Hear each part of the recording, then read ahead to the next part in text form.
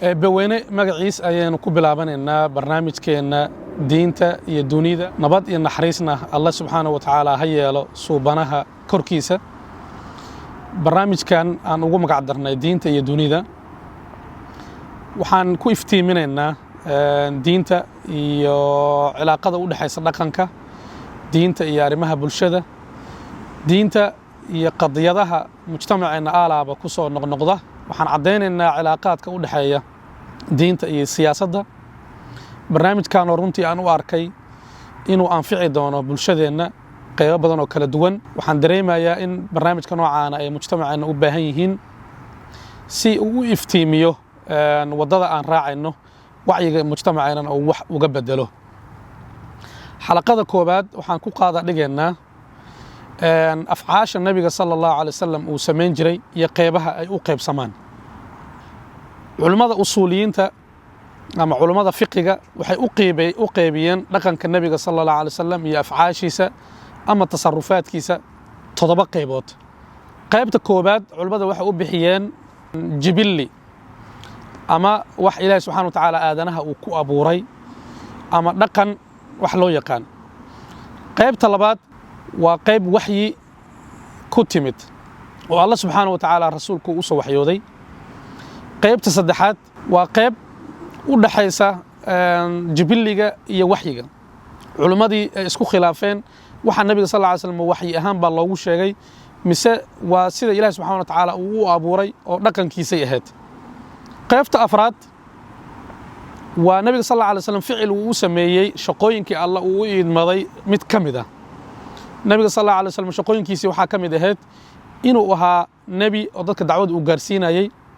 inuu ahaa qaadi oo dadka u kala xukumayay inuu ahaa mufti oo qofkii su'aal weydiiyay oo su'aasha uga jawaabayay inuu ahaa imaam ama madaxweyne mujtamaca muslimiinta uu madaxweyne uu ahaa ahkaamtii marka uu sameynayay wuxuu u sameynayay ahkaam siyaasadeed qaybta shanaad waa qayb nabiga sallallahu alayhi wasallam uu sameeyay ciqaab asxaabtiisii qayb kamid uu ku ciqaabay qaybta lixaad waa qayb nabiga sallallahu alayhi wasallam asaga khaas u ahayd qaybta toddobaadna waa qayb nabiga sallallahu alayhi wasallam uu ku ijtihaaday ama asaga ra'yigiisa uu ka dhiibtay toddobada qaybood waxaan ku bilownay qaybta jibiliga ah ama dabiicadda ah waa waxyaabaha cuntada ama cabitaanka ama qaabka nabiga sallallahu alayhi wasallam uu labisan jiray ama tacaamulaadkiisa inahaas oo dhan waxay u khuduucdaa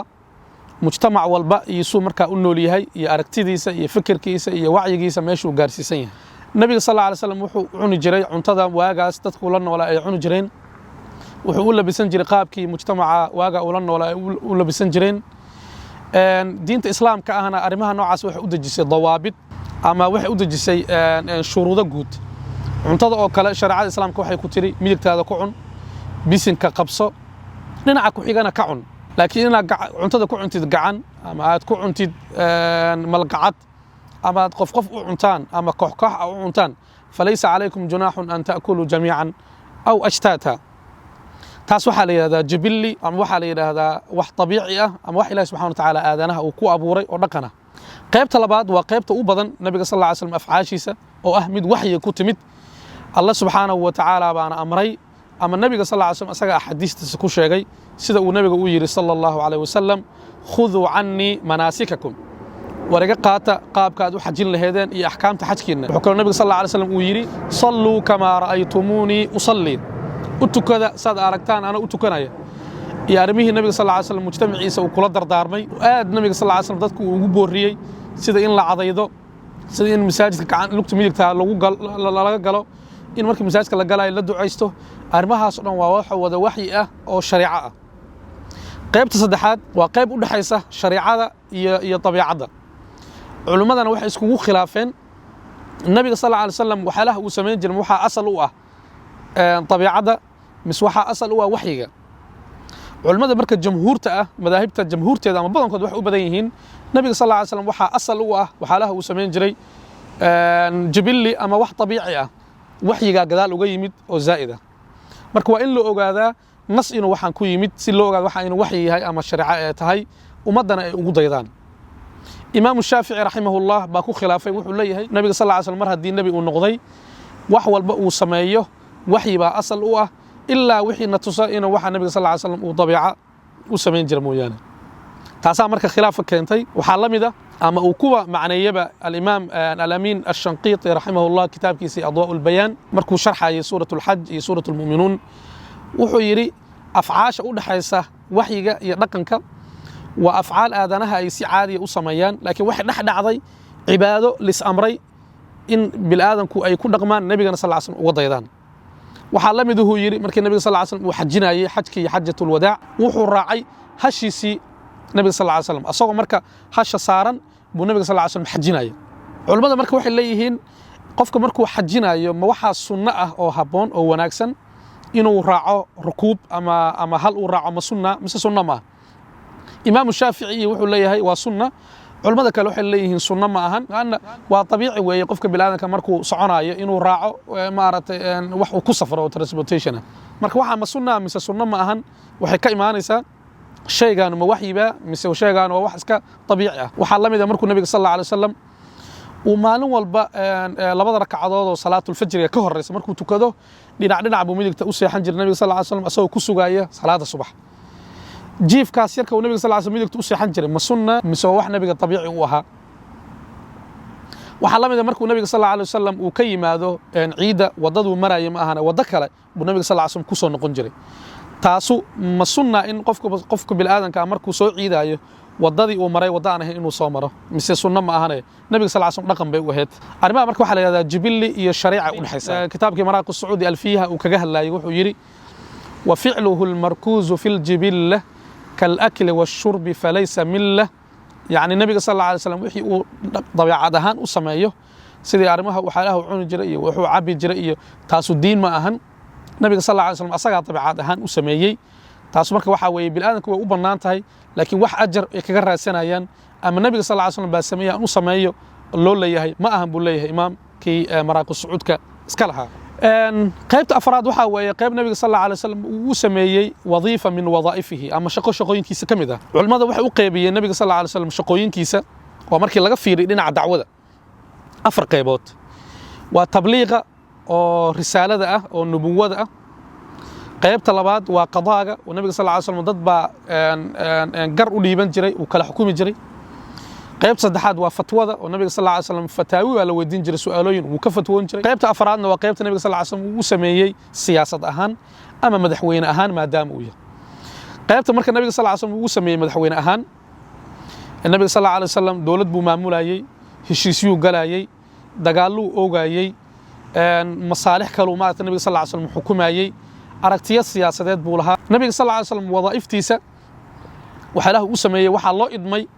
shaqo kasta qofkii haya arinta mesela siyaasadeed wuxuu nabiga sallallahu alayhi wasallam uu sameeyay waxa sameyn kara qof madaxweyne ah waxa la mid arrimaha jihaadka oo kale waa ahkaamu sultaaniyya nabiga sallallahu alayhi wasallam asaga ka imaam ahaan buu u sameeyay madaxweyne ahaan buu u sameeyay dadka afraadda mujtamaca uma taalo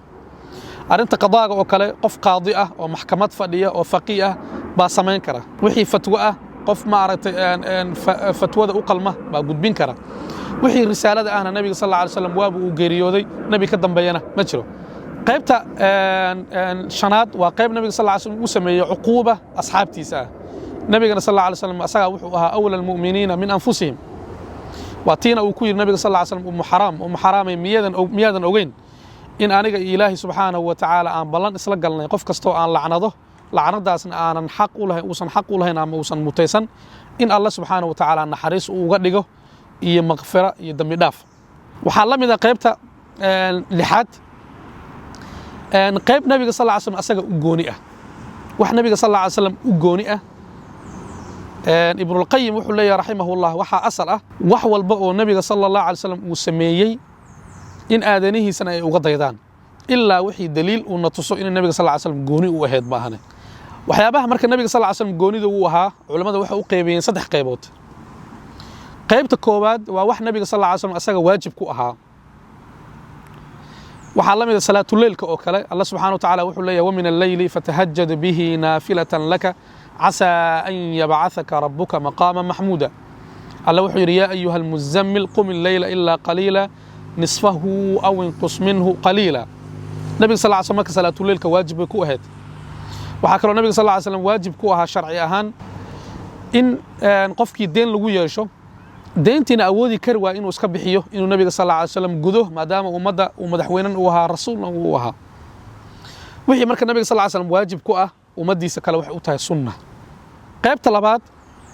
waa wax nabiga sallallahu alayhi wasallam asaga xaaraanka ah waxa la mid ah nabiga sallallahu alayhi wasallam inuu ku labisto shay wasakh leh ama inuu cuno wax karaahiye ah ama meel qashin iyo ayaala inuu nabiga sallallahu alayhi wasallam dhex galo xaaraan bay ka ahayd maadaama nabiga sallallahu alayhi wasallam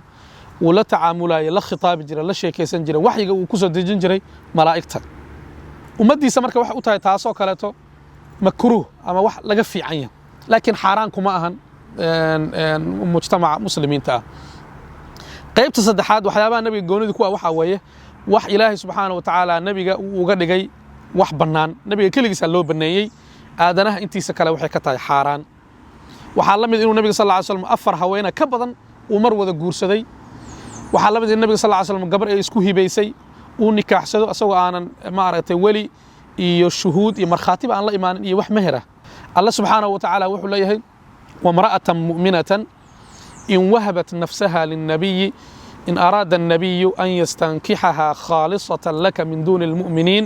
قد علمنا تاسو النبي صلى الله عليه وسلم قول أوته وحي مركز النبي صلى الله عليه وسلم واجب كأه ومديس سنة أوته وحي النبي صلى الله عليه وسلم حاران كأه ومديس كراهية كأه وحي النبي صلى الله عليه وسلم أساق كل اللو بنيي ومديس حاران بكته قيبت التضباط وقدم بيسه وحاوي النبي صلى الله عليه وسلم أنا وحي لو سو دجنين marka nabiga sallallahu alayhi wasallam uu ku ijtihaaday waxa dhici jirtay in nabiga sallallahu alayhi wasallam arimo ay ka hor yimaadaan nawaazil ay ka hor timaado arimo degdeg ay u timaado markaana waxyi aan lagu soo dajinin marka nabiga sallallahu alayhi wasallam uu ijtihaadi jiray waxay marka la tahay buu sameyn jiray marmarna nabiga sallallahu alayhi wasallam wuxuu dhigi jiray hal isugo inta waxyi uu igaga soo dagaay arimaha marka nabiga sallallahu alayhi wasallam uu ku ijtihaadi jiray waa arimaha culimada ay yiraahdeen waa arimaha dunyawiga ah sida heshiisyada arrimaha siyaasadda arrimaha caafimaadka wixii beeraha quseeya deegaaminta wixii quseeya arrimahaas oo kale arrimaha adduunka la yiraahdo nabiga sallallahu alayhi wasallam uu ku ijtihaadi jiray xalaqada dambe insha Allah taala waxaan ku tafsiilin doonaa nabiga ijtihaadkiisa iyo muxuu nabiga ku ijtihaadi jiray iyo muxuu nabiga sallallahu alayhi wasallam uusan ku ijtihaadi jirin arrimaha nabiga sallallahu alayhi wasallam uu ku ijtihaaday waxaan u soo tusaale qaadanaynaa hal xadiidkaas saxaabo badan baa warisay waxaa ka mid ahaa Caaisha radiyallahu anha waxaa ka mid ahaa saxaabiga Raafic waxaa ka mid ahaa Anas ibn Malik saxaabo badan baa warisay waa xadiis mutawaatira oo saxiixa imaam Muslim baa soo saaray riwaayada Muslim baan qaadanaynaa waa xadiiskii ta'biir an-nakhl nabiga sallallahu alayhi wasallam madiinu yimid asagoo saxaabo ay la socdaan buu nabiga sallallahu alayhi wasallam wuxuu yimid meel beera ah reer madiina waxaan ku naqaanay dad beeraley inay ahaayeen oo xadaara ah oo ilbax leh oo wax beera timirtay soo saari jireen meesha magaalada Makka aysan beera lahaan jirin markii nabiga sallallahu alayhi wasallam markuu uu arkay saxaabo beer la jooga oo beer maaragtay geed timira korkiisa fuulay oo beertii maaragtay bacraminaya ama geedkii timirta ay bacraminayeen markaasuu nabiga sallallahu alayhi wasallam wuxuu yiri maxaad sameeynaysan waxay ku yiraahdeen yaa rasuulallah geedkan bacraminaynaa waxaan la soconaa geedaha waa laba noocna waa sida bilaadanka oo kale oo labkii iyo dhadigii way kala taagan yihiin noocna geedkii halkii geed baa wuxuu isku leeyahay labadii xabab isku leh labkii iyo dhadigiiba isku leh ka marka isku jira oo uxaadiga loo yaqaano uma baahna in la isku bacramiyo laakiin midka ay labka iyo dhadiga kala taagan yihiin waa la bacramiyaa ama waxaa bacramiya dabeelaha ama waxaa bacramiya xasharaadka ama biyaha ama aadanaha marka dhirta waxaa la soo qaataa laanta kale marka lagu jafjafaa halkaas bacrimintu ka timaadaa marka saxaabigan waxay sameeyeen intay soo qaadaan dhirta labta ah bay mid dhidiga ku bacraminayeen marka waxay yiraahdeen waa bacraminay nabiga wuxuu sallallahu alayhi wasallam ina faraha ka qaadaan baa la qaataa sidaas aan wanaagsan ilaahay baa waxaan subhanahu wa ta'ala abuuray hadalkii isla markii saxaabadu waxa u qaateen inuu waxyi yahay wayna joojiyeen farahana ka qaadeen muddo markii laga joogay oo waqtigii dhirta ay soo baxday la gaaray oo waqtigii timirtii la gaaray mise waxa soo baxday timir leedata oo yar oo kamiyadii waaga hore soo bixi jirto kala ka yar maadaama wixii aan la bacramin hadalkii markii nabiga sallallahu alayhi wasallam gaaray wuxuu yiri maxaa dhacay maxay saa u noqotay yaa rasuulallah adaa waxaan amartay inaan joojino bacraminta markaasuu nabiga sallallahu alayhi wasallam wuxuu yiri hadal cajiib ah oo xalaqada maanta aan wadno dhan saldhig u ah wuxuu nabiga sallallahu alayhi wasallam war anigu waxaan ahay buu yiri bashar inma ana basharun war anigu bil aadan baan ahay wax walba oo aan idin amro oo diintiina ah fakhuduhu qaata wax walba oo aan idin amro diina qaata wax walba oo aan idin amro dunidiina ahna idinka ikhtiyaar u leh kuma qasbinidin inaad qaadataan anagu waxaan ahay buu yidhi bashar waa liisoo waxyoodaa wixii diina iga qaata wixii arrimaha adduunkaa soo maahan idinka iyo diinta allah arrimaha marka diinta ah walaalayaal waxaa asal u ah qur'aanka kariimka iyo sunnada nebiga sal lla slam iyo ijtihaadka arrimaha dunyawiga ah maxaa asal u ah xaggee laga qaataa tajaarubta aadanaha khibradaha aadanaha dhaqanka aadanaha aragtida wax lagu keeno cilmi baarista iyo diraasaadka nebiga sal alla alay slam marka arrimahaas oo dunyawiga ah wuxuu ahaa basharun dadkaas ula mid ahaa qul inamaa ana basharun milukum yuuxaa ilaya annamaa ilaahukum ilaahun waaxid imaamu alqaraafi wuxuu dhihi jiray raximahullah kitaabkiisii alfuruuq markuu ka sheekeeyey axkaamta noocaana iyo qeybaha nebiga sal slam tasarufaadkiisa iyo wadaa'ifta nebiga sal alla alay slam uu shaqayn jiray intay ahayd wuxuu yidhi war arrimaha noocaana si fiican u barta oo ku ta'amula oo ku tadabbura فهي من أصول الشريعة وإلى لقاء آخر والسلام عليكم ورحمة الله وبركاته